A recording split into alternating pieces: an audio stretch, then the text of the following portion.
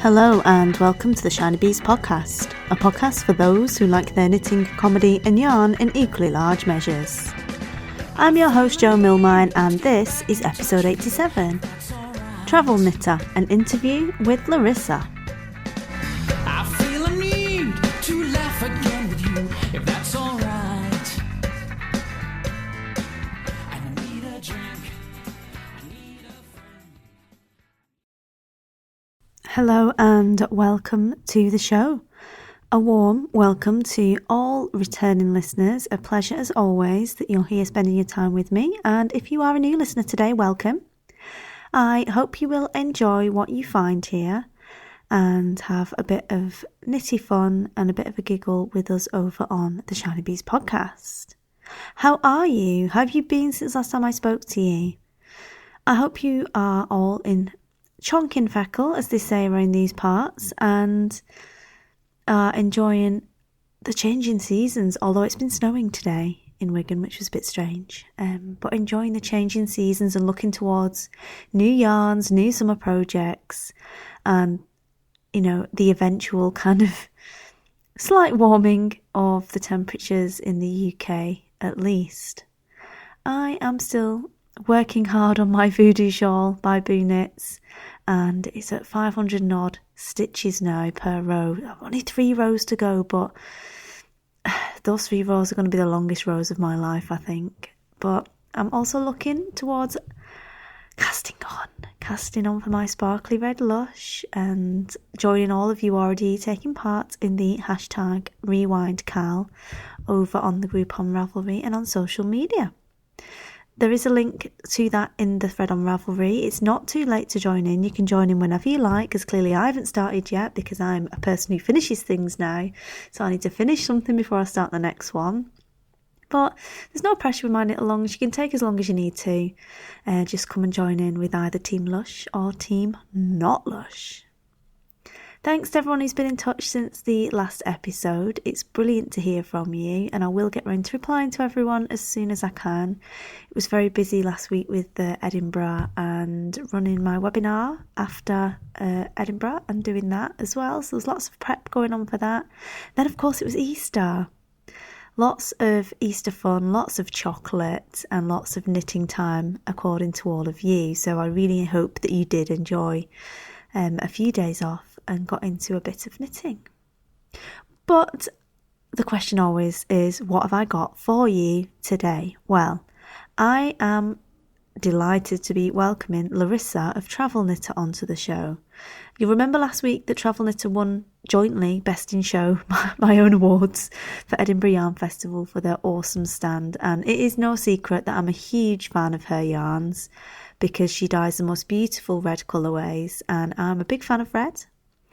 And it's very difficult to find a nice red yarn that isn't too pink or too blue or too orange and is a really good clear red. It's quite a difficult colour to dye and to get right, and Larissa does do that beautifully. I also learned a lot about her myself during this interview, particularly the way that she dyes, and I don't want to give you any spoilers at this stage, but how she goes about her dyeing and her sort of attitude and her journey into the dyeing is really interesting, and I hope you will enjoy listening to that too. I really enjoy these interviews because it just shows there are so many ways, so many different avenues that people get into doing these sorts of things and running these kinds of businesses, and that there is, if something you want to do, that you can. There's not one set prescribed way. There's loads of ways that you can get into it and do it, and loads of ways to do it your own way. In the words of Fleetwood Mac. You can go your own way. I'm not going to sing it for you. Although I'm reasonable at singing Fleetwood Mac songs, I'm not going to sing it for you today. So what I need you to do is put your feet up and get your knitting out. Get yourself a cup of tea, settle in, and we will crack on with the show.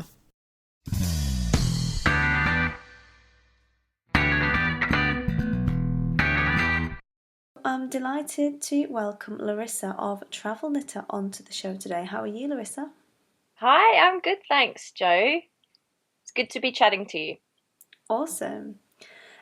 So for those who maybe aren't that familiar with you, and I know if you've been listening to the podcast for a while, most of the people who have will be, because I've raved about your red yarns several times at length. But if for any reason people have forgotten that, or they don't know you that well, can you tell us a little bit about you as a person and how you came to be interested in yarny pursuits? Okay. I started knitting when I was in my 20s. Unlike lots of people, I never had that sort of childhood experience of knitting. I had never picked up a pair of knitting needles at all as a child. And I got involved in that sort of um, sort of 2000s, sort of 2005 era when knitting kind of started becoming really popular again. I must have been interested in it because at one point a flatmate mentioned that she was going round to a friend's place to have a knitting lesson, and I managed to invite myself along. So I must have been thinking about it, but wasn't really conscious of it, and it sort of went from there. And many people know me as someone who's a big fan of red and red yarn, and my stash just started growing and growing and growing with many, many varieties of red yarn. But it started getting a bit ridiculous, really, and I was always on the hunt for that elusive red. The sort of red yarn that was kind of really saturated, a true red, not too bright, not too pinkish, not too raspberry, just a proper red. And I found it really, really hard to get it, which is what led me to dyeing my own yarn in a roundabout sort of way. So I got fed up with not being able to buy what I wanted, so I thought I'd better learn how to make it myself. So I did a weekend course in dyeing yarn, basically so that I could learn to dye red yarn. But through that, obviously started playing with other colours and got a little bit carried away, which is how I've ended up where I am today, just dyeing lots of colours, still with a focus on red, but lots of other colours as well, and really enjoying it. Oh, brilliant. So what was then the tipping point that went from the journey into red yarns for yourself to the point where you went, you know what, I probably need to kind of offload some of this now? I don't know, really. I think it happened pretty quickly.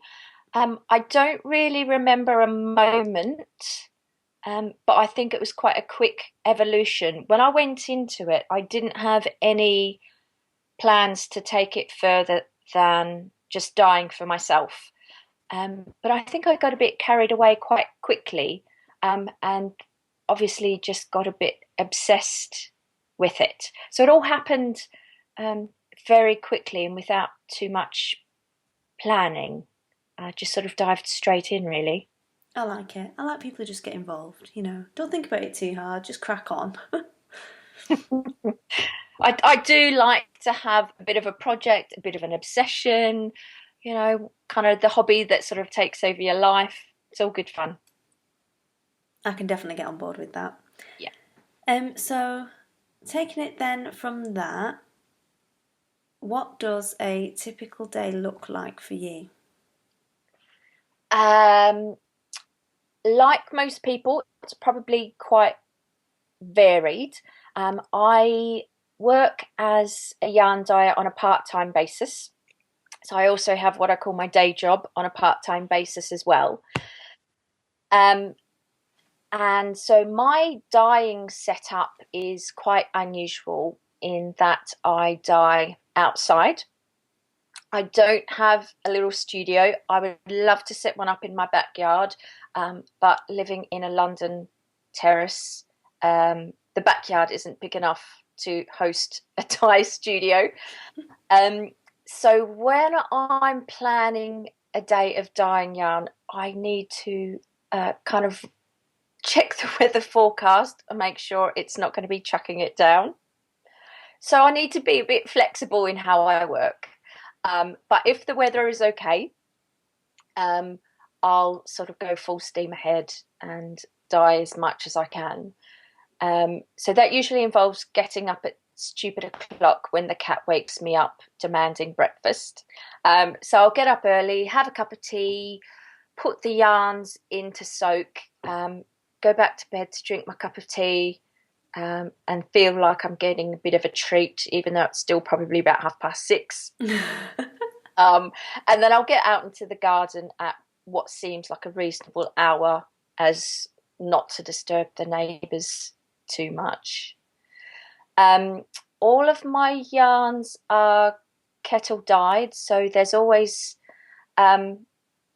so that involves lots of kind of bubbling cauldrons of water on the stove top. So while the yarns are bubbling away, I'll potter around, sort of jump back in the house as much as possible to try and defrost, do a bit of interneting, wind off some more skeins, do all of those sorts of indoor things before heading back out to the cold again to tend to the bubbling cauldrons. That's brilliant. Don't you think it would be much nicer if you were like in Oz doing that? Yes. This is one of those hobbies that I should have taken up while I was still in Australia. Really didn't plan that out very well at all. Oh, I really admire your dedication to the art. I feel like my travel knitted skeins are even more special now that I know you've almost frozen to death for them. Yeah. The freezing to death thing is very, very true. Yeah, I do literally have to run inside to defrost for 10 minutes before I can go back out again. Oh, you know what the Swedes say? There's no such thing as bad weather, only bad clothing. Need to get you some kind of down jacket, perhaps. Yeah. Oh, cool. Okay, so can you tell us, obviously you've talked a little bit about your production process there. Can you tell us a bit about your creative process then when you come to develop a new colourway? It really sort of takes one of two approaches, I think. So if it's a situation where I have some sort of framework, such as when I dyed the colourway for the Golden Skein, so I had an image to work from, that's a very particular approach. And I really, really enjoy doing that because that sort of puts those boundaries in place. And I find that a really enjoyable way to work, kind of having that jumping off point rather than thinking, oh my goodness, the universe is so huge, where do I start? So that's a really nice way to work. But then sometimes I just get up in the morning and think, okay, today I feel like dyeing orange. I'm just going to chuck it all in the pot and come up with something orange. And it works that way as well.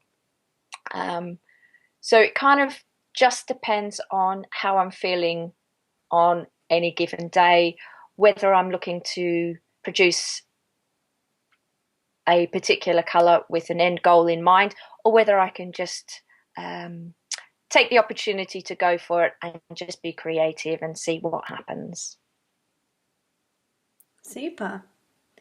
So, no journey is ever a smooth one. And you're into travelling, so you will know this. And in fact, you had a story about a non-smooth travelling experience that inspired your skein for the Golden Skein, in fact. I'll put a link to that in the show notes. But running a business also has its ups and downs. Can you tell us about a time where things maybe didn't quite go to plan, what happened and what you learned as a result of it?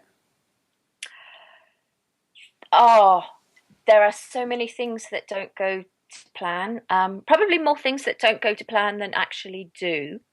I think even just the creative process, I think, is one that's very much of trial and error.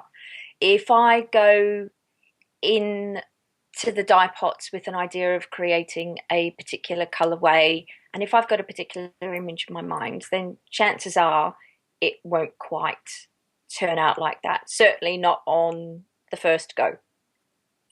And I have had colorways that just didn't come out like I wanted or like I'd envisaged.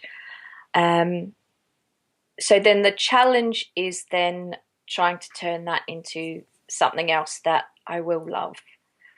And that's when I kind of start getting creative with all of the over dyeing and lots of layering of colour. So it's about kind of trying to turn something that just hasn't quite worked out into something else and trying to be a bit creative about it. Not always easy. Sometimes I need to kind of take a bit of space and think about it and then think about how to turn it around. And I think that's probably applicable to a lot of things in business, just kind of taking a step back and thinking about, okay, how do I deal with this situation and how do I turn it into something useful? Cool, I love that. So taking it from how you turn things around when maybe they aren't going the way that you'd hoped, to the high point, the opposite end of the scale, what has been the best thing that's happened so far? I wouldn't be able to pinpoint a single thing. Every kind of new experience that I'm having at the moment through Travelknitter is really, really exciting and really enjoyable. And I'm having a great time with it. The thing that I'm really enjoying the most is being part of the knitting community. And I think that's really one of the key things that keeps me doing this. I mean, you know just how amazing the knitting community is, and what fun it is to be part of that. In terms of my work with Travelknitter, I really enjoy collaborating with others, plotting and scheming, cooking up a new plan, coming up with ideas, bouncing off ideas with someone else, and coming up with a project that we can both work on. I find that kind of really exciting, and I love that creativity that comes from bouncing ideas off someone else. So whether that's a collaboration with another dyer or a designer and providing yarn support or developing a colorway for a particular design, they're the sorts of things that I find really interesting and really exciting. Yeah, definitely. There's something to be said for the kind of hive mind and that group mentality. And when you get a couple of people in a room who have lots of ideas and are very creative, it does all sort of kind of boil over and everything gets super exciting and grand plans are made. Absolutely. I'm a big fan of plotting and scheming. Lovely. So, taking it then from evil plans and clever tricks, Yep. which I am going to press you for some information on those because it sounds like you've got something to tell us. Which one thing that you know now did you wish you had known when you picked up the first ball of yarn? I would say I would like to tell myself that it doesn't need to be perfect. And I think knitting is a really good way of demonstrating that. In terms of knitting itself, I've had to learn what mistakes I can live with, what things I can get away with fudging, and what things actually I can't live with and I need to rip out and do again. And knitting is perfect for that because you can rip things out and redo them, but also you can fudge things and get away with it. I think dyeing is also a bit like that. Mm-hmm. I went into dyeing because I was a bit of a perfectionist in terms of what I wanted, and that does carry over into my dyeing and wanting my colours to be a certain way and wanting all of my skeins to be a certain way. So for me, one of the things is about being able to step back from that and to think about actually what's okay, even though a colour might not be exactly my particular colour or my favourite shade or exactly what I'd envisaged, it doesn't mean that it's not still a great colour. So it's about kind of not being so much of a perfectionist and kind of being open to a whole range of different colours. I really like that because I think that's a big part of why people come to knitting. And for some people, it's about zoning out of a stressful job, or it's about making something with their hands. But I think there are a lot of lessons to be learned, like that it doesn't have to be 100% perfect, and good enough really is good enough. Yeah, absolutely. And sort of, I have to tell myself that if I'm knitting something, I'm not presenting it for marking at a show. No one's going to care how I've woven in the ends. And it's been wonderful actually meeting so many other knitters and designers and seeing some of their samples and some of their projects. And, not everyone, weaves in their ends a particular way, or the seams aren't perfect, and it's absolutely fine. So speaking then about the yarn, we're going to go for desert island skeins. If you were going to be marooned on a desert island and you could only take one skein or ball of yarn, what would you take and why?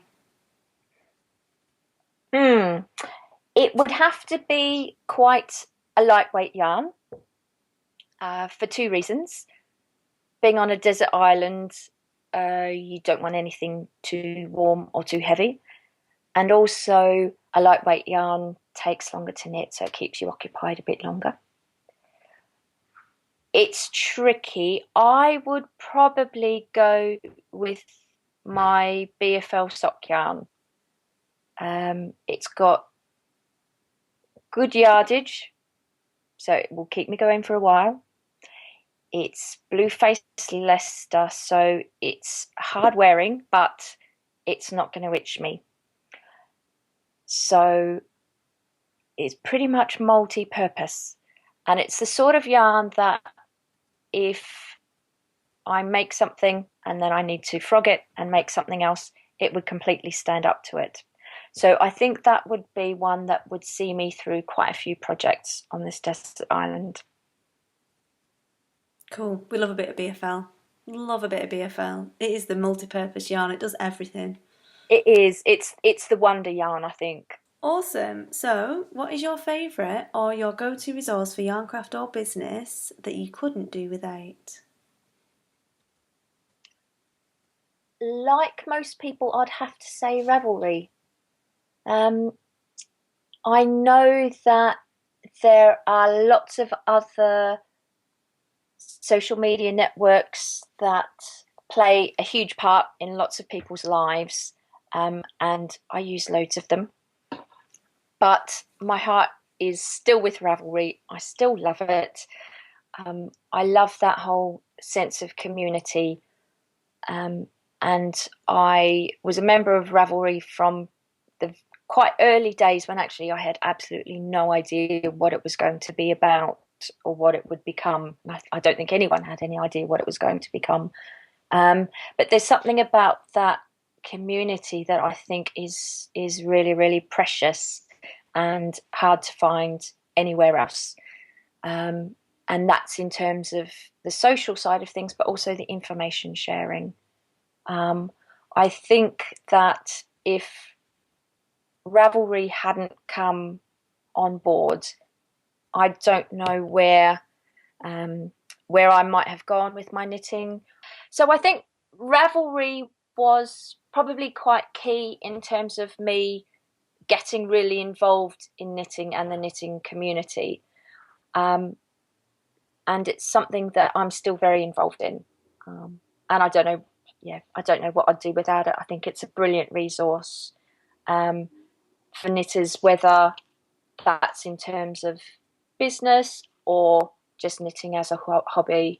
Yeah, definitely. I think there's a reason why so many people say Ravelry, and there's been a multitude of different reasons why they say that they give for that being.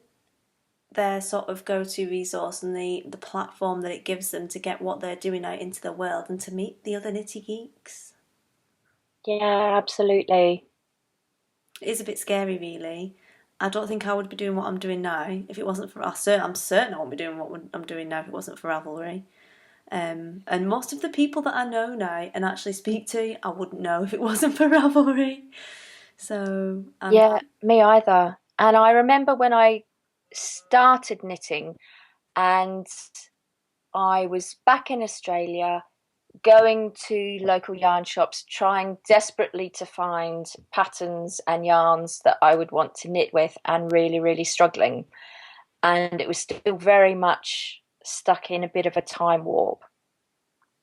And when Ravelry came on board, that was a real groundbreaking thing to actually discover all these other outlets that were out there and all these amazing patterns and designs and things that I would actually want to knit and things that I could knit.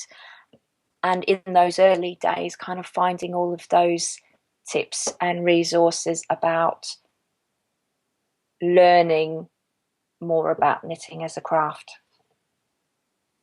for sure. Cool. So, other than on Ravelry, because you have a group on Ravelry, the Travelknitter group, I'm in there. That's true. Other than Ravelry, where can the listeners find you? I am on Twitter. I've also recently finally got an Instagram account set up. Yay! I got a new phone that I can actually take photos with. So that has enabled me to set up an Instagram account. I feel like I've gone into the 21st century. So I'm on Instagram as Travelknitter and Twitter as Travelknitter1, and my website is travelknitter.com. Cool. And there are links to your wonderful emporium of gorgeousness from your website. Absolutely. Yes. So my Etsy shop is travelknitter.etsy.com.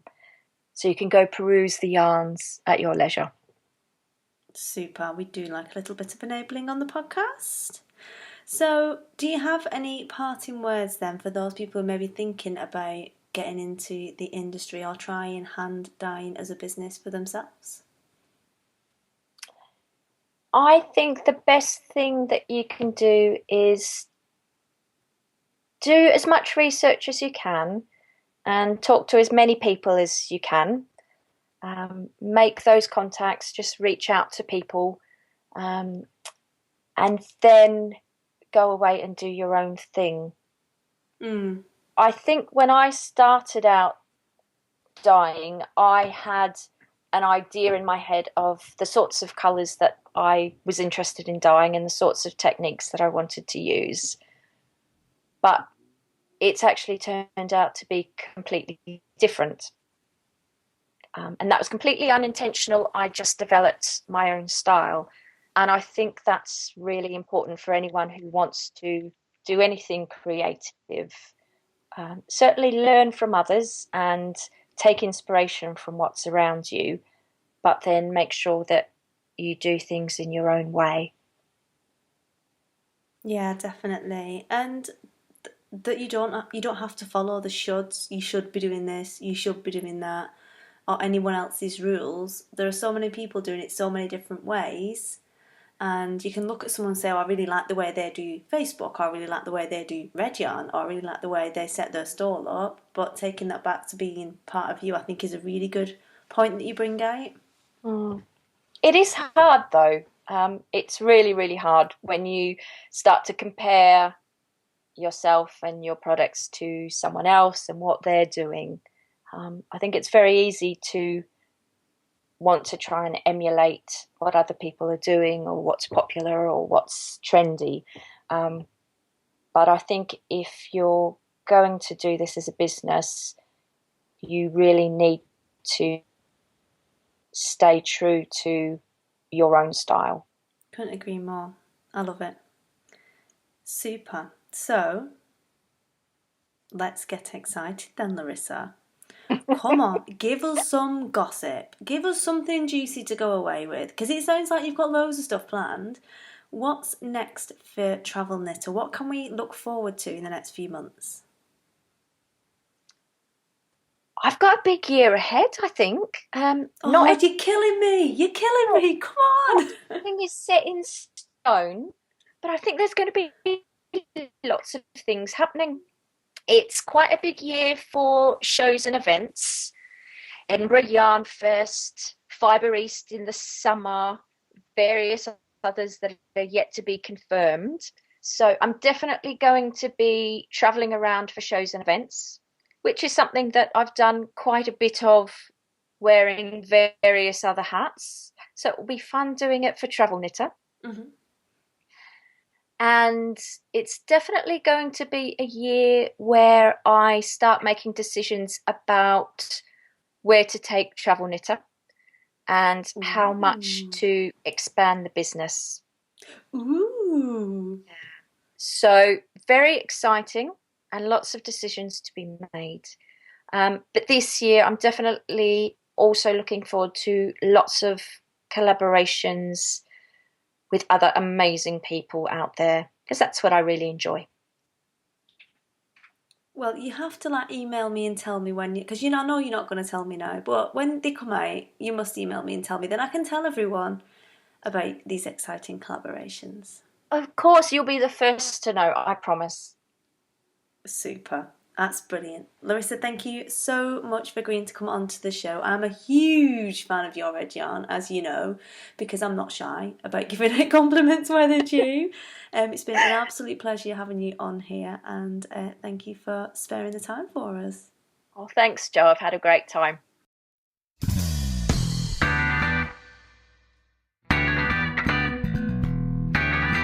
So I hope you enjoyed that interview with Larissa. I thought she had loads of really good stuff to share there, and it really did make me appreciate all the more that she dyes her yarn outside.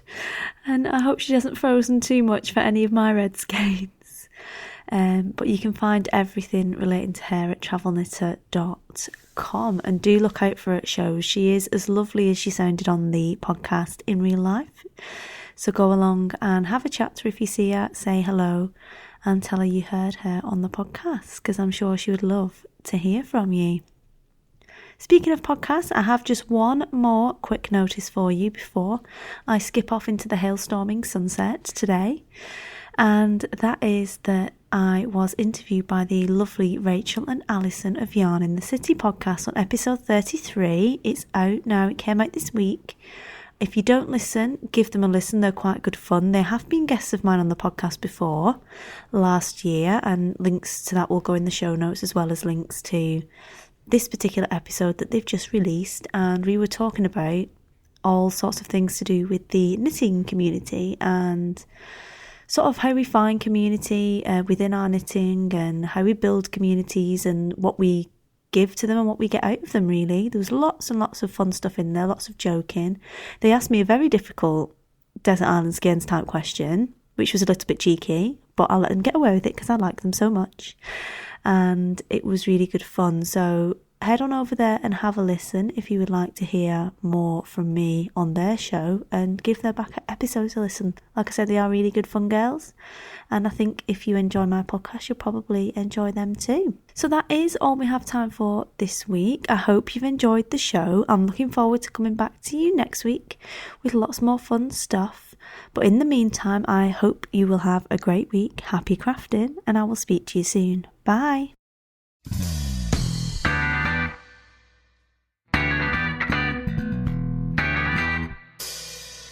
You've been listening to the Shinybees podcast, a podcast for those who like their knitting, comedy and yarn in equally large measures.